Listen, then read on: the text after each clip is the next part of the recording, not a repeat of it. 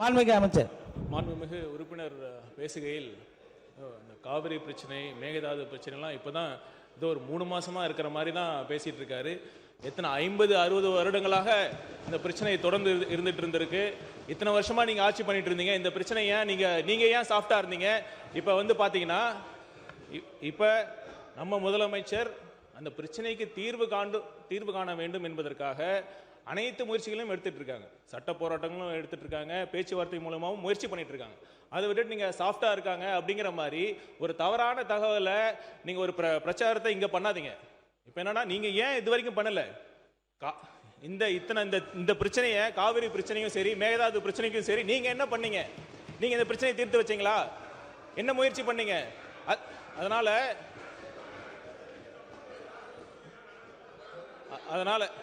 அதனால தயவு செய்து பேரவைத் தலைவர் அவர்களே, இதற்காக அனைத்து முயற்சிகளும் நம்ம மேற்கொண்டுட்டு தான் இருக்கிறோம். இப்ப சட்ட போராட்டங்களும் சரி, பேச்சுவார்த்தை மூலமா முயற்சி பண்ணிட்டு இருக்கோம். அதனால தேவையில்லாம இங்க யாருக்கும் எந்த பயமும் கிடையாது. உங்களுக்கே தெரியும், எந்தவித அழுத்தம் இருந்தாலும் இந்த தேர்தலில் வந்து எந்த அளவுக்கு அச்சம் என்ற வார்த்தையே எங்க தலைவரின் அகராதியில கிடையாது. சரிங்களா? நன்றி.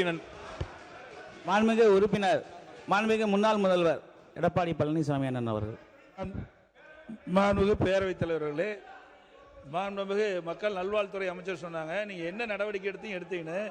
இது இன்றைக்கு நேற்றைக்கு வந்த பிரச்சனை. 1986 பொன்மனச்செம்மல் புரட்சித் தலைவர் எம்ஜிஆர் இருக்கிற காலத்திலே விவசாய சங்கங்கள் இந்த நீருக்காக வழக்கு தொடர்ந்தாங்க. அதில் இணைச்சு அன்றைக்கு தொடங்கி அனைத்து இந்திய அண்ணா திராவிட முன்னேற்ற கழக ஆட்சி இருக்கின்ற பொழுது இறுதி தீர்ப்பு பெற்றோம்.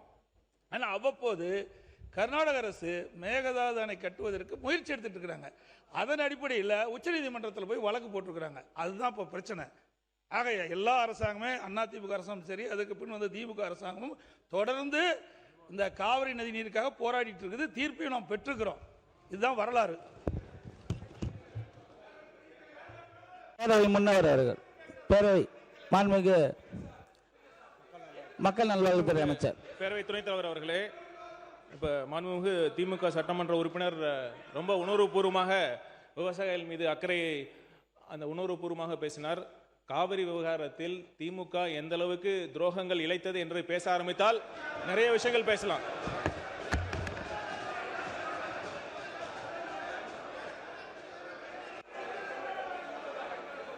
யாராவது ஒருத்தர் பேசுங்க. ஒருவர் பேசுங்க. மித்தவங்களாம் உட்காருங்க. யாராவது ஒருத்தவங்க பேசுங்க. மித்தவங்களாம் உட்காருங்க. சார் அண்ணே, நீங்க பேசுறதுன்னா பேசுங்க, பேசுறவங்க பேசுங்க. இல்ல நீங்க இருங்க, நீங்க உட்கார்ந்தா தான் மைக் கொடுப்பேன். உட்காருங்க கூட தம்பி. அதாவது திமுக அரசு செய்த துரோகங்கள் என்பதை முதலிலே அவை குறிப்பிலிருந்து நீக்க வேண்டும். ஒன்று, அவர் நம்முடைய முன்னாள் முதலமைச்சர் எடப்பாடி அவர்கள் சொன்னது போல, கலைஞர் அவர்கள் 1974 ஆரம்பித்து முதல் முதல்வர்கள் கூட சொன்னார், 69 யார் முதலமைச்சராக இருந்தது என்று அன்றைக்கு சொல்லும்போது முதலமைச்சர் சொன்னார். உடனடியாக நாங்கள் அதற்கு பதில் சொல்லவில்லை. ஆனால் இந்த காவிரி நீர் பிரச்சனையே வந்தது 1974 தான். மறு ஒப்பந்தம் செய்கிற போது தான் இந்த பிரச்சனை. அந்த காலத்திலிருந்து இதுவரை தொடர்ந்து வழக்கு போடுவது, நேரடியாக பேசுவது, 3 முறை நேரடியாக சென்று பேசி வழக்கு போட்டு நடுவர் ஒன்று அமைத்து அதற்கான தீர்ப்பை உண்டாக்கி திருப்பி வந்து குடிநீருக்காக என்றவர்கள் மாற்றி அமைத்து தொடர்ந்து திராவிட முன்னேற்ற கழகம் அந்த நடவடிக்கை எடுத்துக்கொண்டு வருகிறது. உங்களுக்கு தெரியும், நீங்கள் உடனடியாக துரோகம் பண்ணிட்டுலாம் நாங்கள் விவசாயிகிட்ட போக முடியாது. விவசாயம் எந்த கட்சியும் காவிரி நீர் பிரச்சனையிலே தவறு செய்ய முடியாது. அவரவரால் முடிந்த அளவு அந்த நிகழ்ச்சியை எடுத்துக்கொண்டிருக்கிறோம். நம்முடைய ஆஃபீஸர், அவர் இன்றைக்கு அமைச்சராக வந்திருக்கார், ஐஆர் ஆஃபீஸர், அவர் அன்றைக்கு பேசும்போது சொன்னார், நான் கீழ் மின்சாரத்துறை அமைச்சர் இருங்க, நான் சொல்லிட்டுல அதுக்கப்புறம் சொல்லணும். ஏங்க தம்பி கொஞ்சம் இருங்க அமைச்சர், அவர் நாங்கள் சொல்லிடுறோங்க. நாங்களும் அங்கே இருந்தாங்க, ஆனால் பேசுறதை கேட்டுட்டு தாங்க பேசுவோம். ஏன் துடிக்கிறீங்க? எல்லாம் வயசு கம்மி, நல்லா துடிக்கிறீங்க நீங்கள். அதனால் யாரும் எந்த துரோகம் யாரும் இழைக்க முடியாது. ஒவ்வொரு முதலமைச்சரும் அதுக்காக நடவடிக்கை எடுத்திருக்கிறார்கள். எனவே அந்த துரோகம் என்ற வார்த்தையை எடுத்து விட வேண்டும் என்று கேட்டுக்கொள்கிறேன். கண்டிப்பாக அந்த வார்த்தை அவை குறிப்பில் இருந்து நீக்கப்படுகிறது.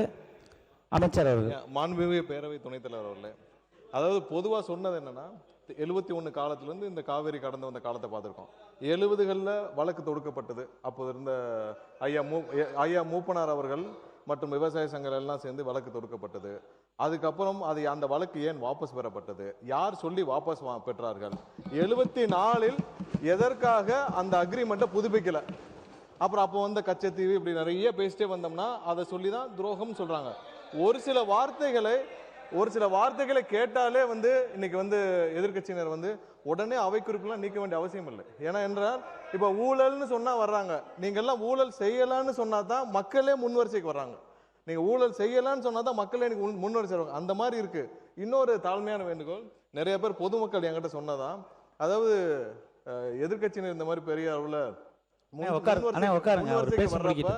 முன்வரிசைக்கு வரப்ப நீங்க பேசுறது மட்டும் தான் தெரியுது லைவ்ல. அவங்க பார்க்க வேண்டிய அவசியம் இருக்கு. அவங்களையும் சேர்த்து காட்டுங்கன்னு சொல்றாங்க.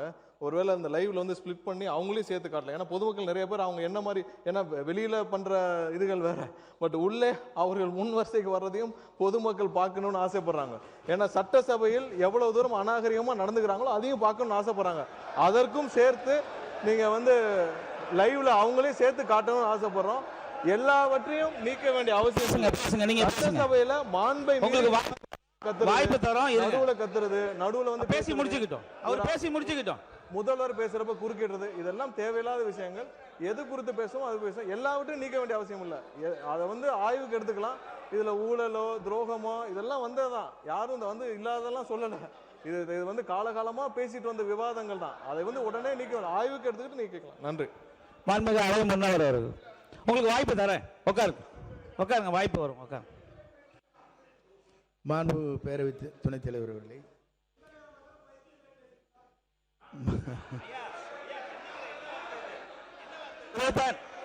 இல்ல ஒரு நிமிஷம். மாண்புமிகு பள்ளி கல்வித்துறை அமைச்சர்.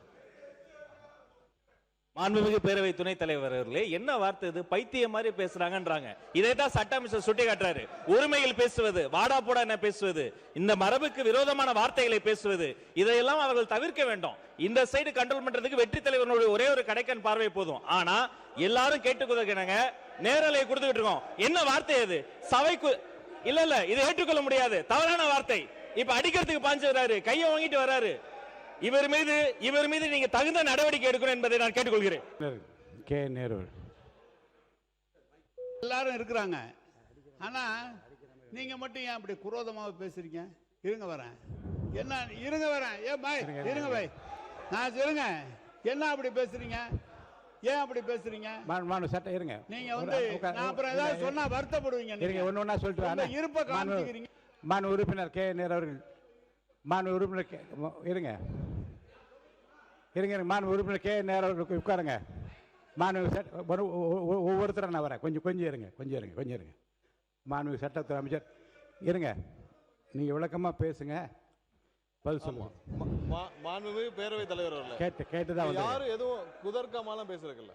அதாவது ஒரு சில வார்த்தைகள் முதல்வர் பேசும்போது குறுக்கிடுறதும், இல்ல பொதுச் செயலாளர் இல்ல நீர்வள பாசனத்துறை நம்ம அமைச்சர் பேசுறப்ப குறுக்கிடுறதும், அங்கிருந்து தேவையில்லாத கமெண்ட் பாஸ் பண்றோம். இது பொதுமக்களுடைய பொதுவான கோரிக்கை. என்னன்னா அவர்கள் வந்து அங்கேயும் பார்க்கணும்னு ஆசைப்படுறாங்க. இது பொதுவான கோரிக்கையா தான் நாங்க சொன்னோம் தவிர யாருடைய இங்க வந்து யாரையும் குதர்க்கமாலாம் பேசல. காவேரி விஷயத்துல இதே சபையில பல விவாதங்கள் நடந்திருக்கு. காவேரி விஷயத்துல என்னென்ன கடந்து வந்த பாதை பல விவாதங்கள் நடந்திருக்கு. 2007 வந்தது ஏன் 2013 வரைக்கும் கெசட்ல வெளியிடாம இருந்துச்சு. இது மாதிரி பல விவாதங்கள் நடந்துருச்சு. அதனால உடனே எல்லாரும் வந்து அதை நீக்க வேண்டிய அவசியம் இல்லை, ஆய்வுக்கு எடுத்துக்கலாம். மாண்பு உறுப்பினர் கே நேரு அவர்கள். பேரவைத் தலைவர் அவர்களே, பேரவைத் தலைவர் நடுநிலையாக இருவரையுமே பேச சொல்லி அனுமதித்து வர கருத்துக்களை சொல்கிறார். ஒரு தவறான கருத்து என்றால் நீக்க சொல்கிறார். ஆனால் நேரடியான ஒளிபரப்பு இது நீக்கினாலும் நாங்கள் பத்திரிகையில் தான் வராமல் இருக்குமே தவிர நேரடியாக ஒளிபரப்பாயிருக்கு. எங்களுடைய முகத்தை காண்பிக்கவில்லை என்றெல்லாம் இந்த சட்டமன்றத்தில் எவ்வளவோ நிகழ்ச்சிகளை நாங்கள் பார்த்திருக்கிறோம், எவ்வளவோ காரசாரமான விவாதங்களை நடத்தியிருக்கிறோம். ஆனால் திறந்தாழ்ந்து என்றைக்கும் போனதில்லை. நீங்கள் மக்கள் பார்த்து கொள்ளட்டும்.